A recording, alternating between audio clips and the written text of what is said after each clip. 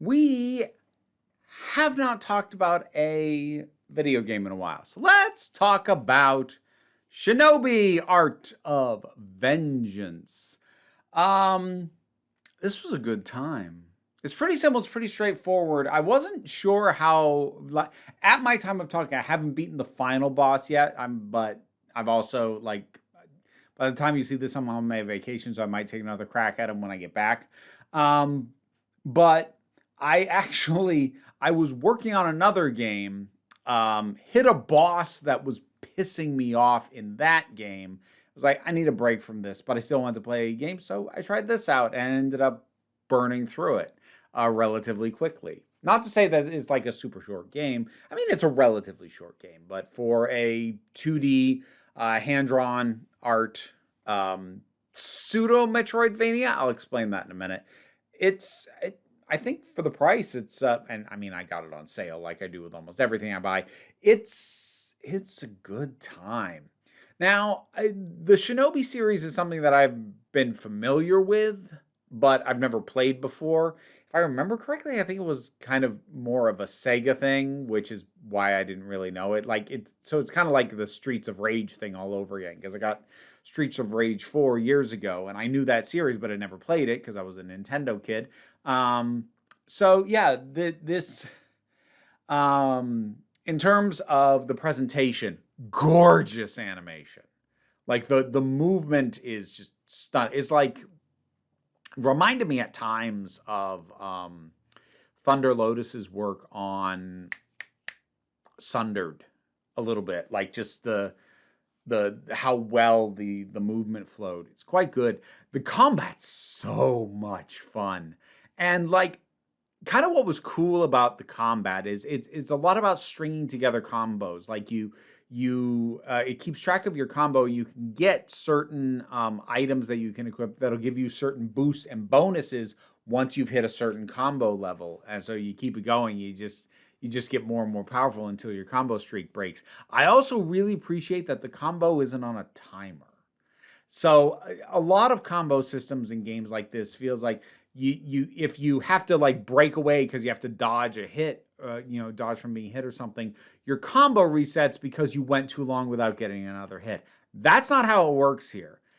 For as long as you haven't been like the only thing that breaks your combo is getting hit. So if you don't get hit, doesn't matter if you haven't even engaged an enemy in like 5 minutes, doesn't matter. You haven't been hit, your combo is still there. So I like that a lot, which is something that I feel like not very many games do. And with the combo system and the options you have for it, what's kind of funny is that it's a combat system where if I was better at games like this, I could probably be a complete machine of death and like nobody could touch me and I'd just be balletically going from one enemy to another, like just jumping between them and hit, dodge, hit. And I'm not that good at it. But even though I'm not that good, I still feel like a badass doing it. Helped a lot by the animation, but also just it feels forgiving enough that you can be just kind of barely above a button masher, which is me. I don't button mash, but like there are times where, especially when I get panicky, it probably comes close. But it can still make me feel like a badass, even though I guarantee someone who's better at this stuff would blow me away in terms of the combat. So I know I'm not the best at it, but I still feel really good doing it. There's especially part of the system is that there is I'm trying to think of what it's actually called now. I think it's the execution meter, which is like separate from health. So there are certain attacks or techniques that you can use that may or may not do a ton of damage, but will raise the execution meter on a character. And once their execution meter is topped out, you can just hit sort of the LNR shoulder buttons, and you get to insta kill that character. So that actually gives you more options in terms of combat. Like you can go and just try to do as much damage as you can, as fast as you can, or you can go in and throw out the kind of stuff that jacks up the execution meter faster so that you can do an insta-kill move rather than having to juggle them for however long it takes to take their health out. And it doesn't feel like you have to commit to one to the other. You can switch between them on an enemy by enemy basis, and that is something that keeps the combat really feeling fresh. The other thing that is core to it, other than the combat, is the platforming. It is 2D. I call it a pseudo-Metroidvania. Here's my justification for that. It's not a true Metroidvania because the whole world isn't interconnected. It is level-based, but each level is kind of a little mini Metroidvania map. It's like what one region on like a larger Metroidvania map might be. So it has its own like little, so you can go here and double back, and you can go back and replay these things because it does have the thing where one of the things you'll unlock as you go is more traversal ability. So you'll go back and go, oh, that's that. I can now navigate that thing, and I saw that back in this level. Let's go back and see what I now can access.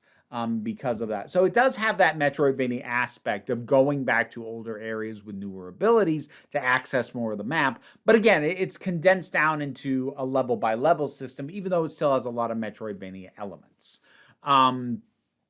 If I have a criticism, and it's a partial criticism, it's that the main way the challenge ramps up is with more and more unforgiving platforming sections. Like, that's not to say that the combat doesn't get trickier. It does. You get introduced to, tougher enemies. They'll throw more of them at you. But I felt way more on top of the combat.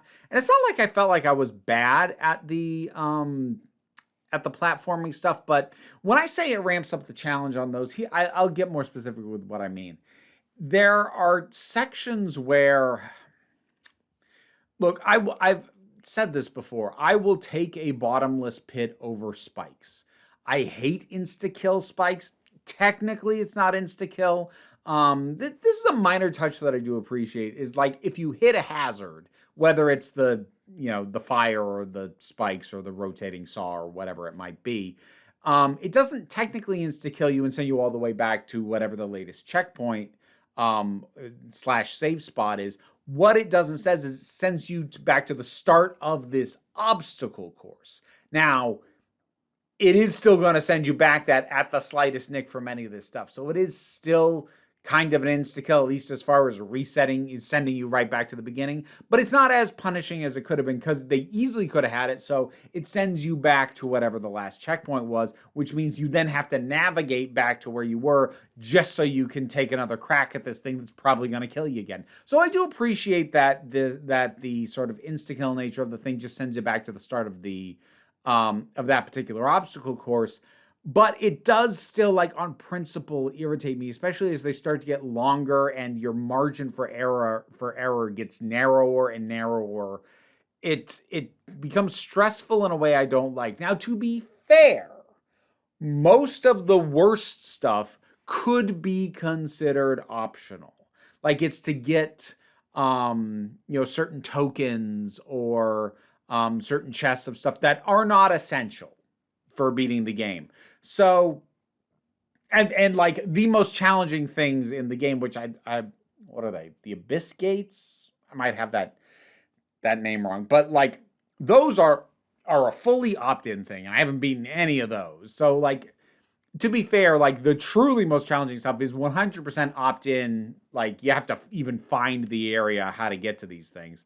But like even within the level, there'd be some sections where it's like, okay, I know the game is not requiring me to beat this obstacle course in order to progress in the game, but I know it's here and I've found it, and because it doesn't feel as sectioned off as like the Abyss Gates do, my brain is shouting at me, come on, get through it. Like, and I would get frustrated kind of similarly in the way that I did with some parts of Celeste.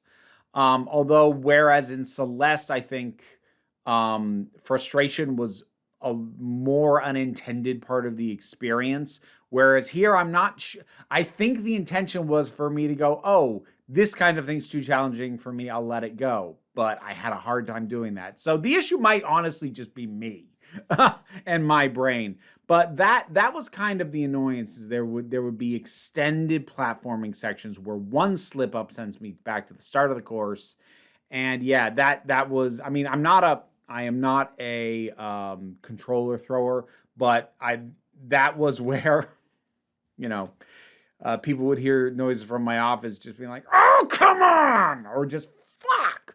And like, I'd get checked on. Are you okay? I'm like, yeah, maybe I should take a break from this. So it did get me to that level of frustration, which like some people will say makes beating it more cathartic. But honestly, when I get that frustrated, beating it just leaves me going, ugh, good. But I've probably talked about this too much because, as I said, the really hard stuff is all optional. The game does not require me to do it. And the combat is phenomenal. And the combat did need to be broken up with something. So, fair enough, I suppose. Except I say that, I don't know, Sundered's now in my head. Sundered has platforming technically, but none of it's like platforming challenge the way this is. And that game really kind of is combat all the time. And I love it for it. I don't know. I don't know. I'm questioning my own premise when I say you do have to break up the combat. Do you? Do you though? Like if you have enough variety and creative ways of laying them out and like who you're going to get challenged by and in what order and whatnot, I'm not sure you do need a break from the combat. Yeah. I'm not prepared to run with that premise anymore, even after I said it. But anyways, I did enjoy this. I didn't talk about the plot. There isn't one, really. Your ninja clan gets wiped out by a corporation / demons / rival ninja clan / guy who has stolen the scythe of death. The whole thing is as ridiculous as that premise sounds. You play Joe Musashi, who is a silent protagonist, but not in the traditional way you mean silent protagonist, because like if you've been playing games a while, silent protagonist, someone like Link in the Zelda series, you often get the impression like he is talking and people are responding to him like he's talking. We're just not hearing the dialogue because you're, I guess, meant to kind of impose what you think he said, or something like that. Whereas Joe just literally doesn't say anything. His response, if he responds to anything at all, it's just to go, And that feels like it's played for jokes, but not like played up for jokes. It's just a thing that he does. So you'll have this, this elaborate speech from like a villain or something, and he'll just go, I don't know. I liked it. It worked for me. So it's gorgeous. The combat's amazing. The platforming, at least the more difficult stuff, which again, maybe I should have just walked away from, but like that did frustrate me, but I also didn't need to do it. So call that a half criticism. The combat's cool. The enemies are cool. The bosses are kick-ass. Even some of the ones that gave me trouble. And while I still haven't beaten the final boss at time of speaking, I look forward to finishing this one off and then maybe going back to Ender Magnolias, which is the one I needed a break from. But in any case, Shinobi Art of Vengeance, have you played it? What'd you think about it? Have you played any other Shinobi games? Did I even remember correctly that it was a Sega thing? I don't know. Whatever. Excuse me. Whatever your thoughts are, drop something down in the comments. Let's talk about it. Patreon pays the bill and enables me to do this as my living, even if you can't help me out that way. Like, share, subscribe. They all help. Don't worry too much about it, though. We take a relaxed attitude around here so you can come on back next time you need a break. Now to thank my highest supporting patrons: Robin Moore, Jared Boyce, Ruben Lupfula, Daphne Matthews, Kay Johnston, Auntie Kate 808, Mira G, Angry Casper, Dave Hall, Snark Shark, Oliver B, Mystic Shadow, Stephen Miller, Welsh Wrestling Geeks, Magdalena, Melissa Pedersen, Becky Sparks, Twilord, Tracy Scrabbit, Claire Wright, Pal Baraba Joggle, and Sir Didymus is my favorite. Additionally, I'd like to thank from the lower tiers of support, John Dent, Erez87, and Quark 12,000. But you guys might like to see Archie this month. Everybody loves you. How could you not love